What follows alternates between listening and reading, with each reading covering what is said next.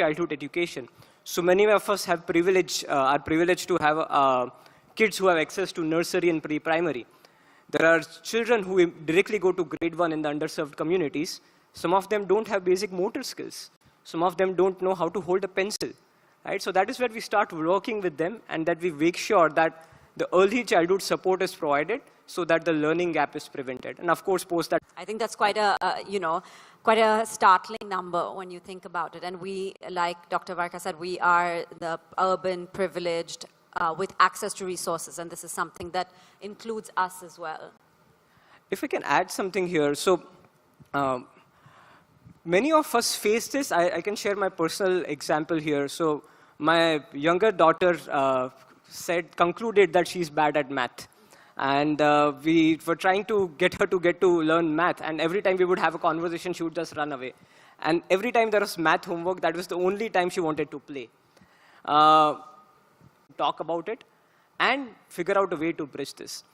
So we started working, doing some games and activities with her, which involved math. And she was actually doing a great job at it. And slowly she started developing interest in math. And very recently, she came back home very happy saying, hey, I got an A+ in math. And she was in disbelief that how could she make it to this level. I think what you're going to say is talking about creating that. And I think as a parent, you suddenly realize you have to be so many things you are not. Like, you have to be a physicist. My daughter's like, what is a cloud made of? I'm like, oh dear, I have to go back to school. Yeah. So you really. Or Google. Yeah, exactly. Or ChatGPT, But it's crazy how much you learn when you are with the presence of your child. And in my daughter's case, I mean, she has a few things that I'm already noticing. One is that, it's the typical D and B mix, right? And so I was speaking to her teacher about it, and now they've started basically when they're writing, they focused on her writing, and they said the left hand is your tiger hand. It's like a tiger's tail. It wraps around the paper, So now she knows the tiger hand, and we're like, the D is on this side of the tiger hand, and the B is on that side of the tiger hand. But it's exactly what you were saying, Zoha, to have some metaphor. And similarly with math, she started enjoying it because we live in Goa, and in the car, we tell her to count the abandoned houses, because Goa has a lot of abandoned houses. And then we say, okay, if you see a new house, you count that. And then you take away the the abandoned houses. So she's counting on her fingers. So I think this creative element coming in, just taking an interest in that from another perspective really helps. My husband is a piano teacher. And he is teaching her piano, and he realized with two hands, it's very hard to get her to, do a different rhythm with the left hand and a different rhythm with the right hand. So he started using the birds and the bears, so the bear has to creep up to the birds. If the bear goes too loudly, the birds will fly away, So it's this kind of language which also really helps her focus on something which can otherwise be very mundane, repetition, doing the same thing over and over. And I think that, Shiksha is doing that with MindSpark by bringing in games, by using AI to kind of cater specifically to what that child needs, and really making the child enjoy themselves in the process. I think it's the enjoyment that's key, right, in learning. And, going back to what you were saying, I was in my daughter's 4th grade class that day, and I published a book 2 years ago, and I'm struggling with my 2nd book. And when I saw how they were explaining to the children on how to write, and I was like, we never learned it this way. It was educational for me, sitting there, and I'm like, that's a good idea, working on that, and where is my exposition, and where is my inciting incident? So I think, Dr. Varka, I want to ask you also, how do parents and guardians, like Kaki said, we're also learning. How do we address these gaps? How do we foster these environments at home, to echo what's being done at school? So I do believe that a lot of times emotions play a huge part in learning, okay? Anxiety and shame. these are two common emotions which unfortunately children experience when they're learning. So there is a term called collateral learning. Besides learning a subject, I'm also learning an attitude towards the subject. So say, what I want as teachers, parents, especially parents, is let's look for the talent that already exists in our children. Sure. So my first book was 7 Mantras for Teenage Success, which I wrote. And there's an entire chapter there. You know, there's so much wisdom, because I think if I remember from a PNG Shiksha event a long time ago, you know, we looked up what education means. And education actually comes from the word educare, which is to bring out what already exists. So that is the whole purpose, is to identify and bring out what already exists within us. When it comes to the film, I thought it was beautiful because these are things, my child is now 7. Yeah. So, you know, she's of a similar age perhaps as Vikas, and dealing with all these things, finding out what she enjoys and what she doesn't enjoy doing. And there is a bit of a, she's at school for 8 hours. I'm not exactly sure what she's doing. The teachers also don't really tell us on a day-to-day basis. They're like, let us do what we're doing, you do what you're doing. And, you know, every so often we'll meet and we'll have a report card and I'll be like, what? Yeah. Why didn't you tell me this before? Yeah. So, for example, in all of kindergarten, KG1 and KG2, Inaya at home with us is the most vocal person you've ever met. Yeah. So confident, so outspoken, chatting all the time. And we, you know, we used to prep our show and shares, our presentations that she had to do in school, I would do with her because I love homework. Yeah. You know, my biggest disappointment is these IB schools don't give much homework. And I was like, where's the homework? So we prepped and she was like fabulous. And I was like, oh, you know, just tell me what the teachers say when you're done, okay? Yeah. And look at their faces. They're going to be like, wow. And she came home from the presentation. I said, how did it go? And she was like, yeah, it was fine. It was great. It was good. They said it's amazing. And I was like, okay. 3 months later, I was like, so how was the presentation? And she said, it was fine, but she didn't say anything. Like, she didn't say anything. And I was like, what do you mean she didn't say anything? Like, literally, she didn't speak through show and share. And I was like, oh, okay. We'd done this whole prep. And I said, so then what did she do? So because she had a piece of paper, they said we stepped in because we realized that she was feeling uncomfortable and a little awkward. And we asked her questions, and she would literally just go, and only once, you know, and that was it. And I said, Inaya, what happened? You know, how come? And she said, I'm not, you know, I spoke, but very softly. So, of course, we spoke about this. This is not an uncommon thing where at home you're very comfortable. In school, you're not so comfortable speaking in public. It's not something I've usually struggled with. So I didn't, again, I felt it's a reflection on me. Audio Jungle.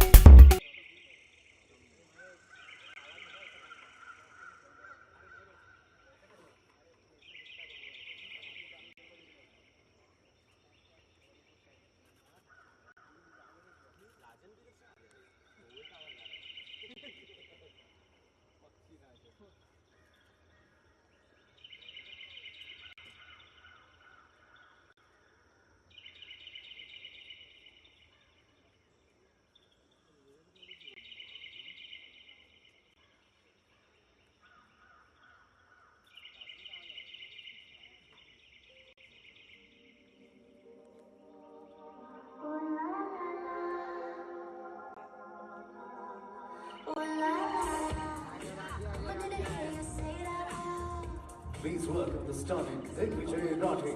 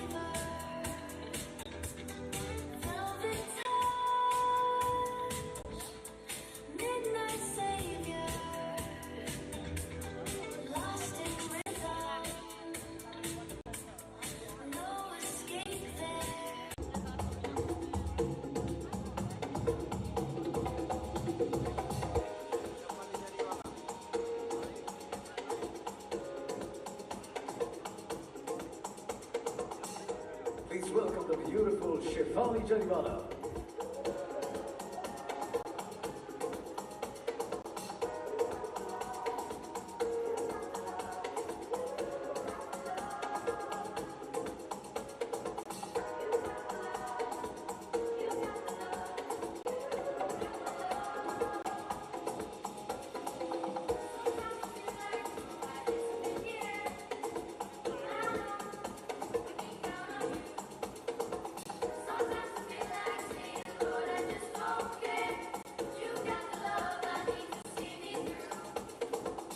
Can we now welcome Dr. Bhavna Dhruv, founder and director, and Nidhi Dhruv, managing director, Malaysia Institute of Fashion Technology.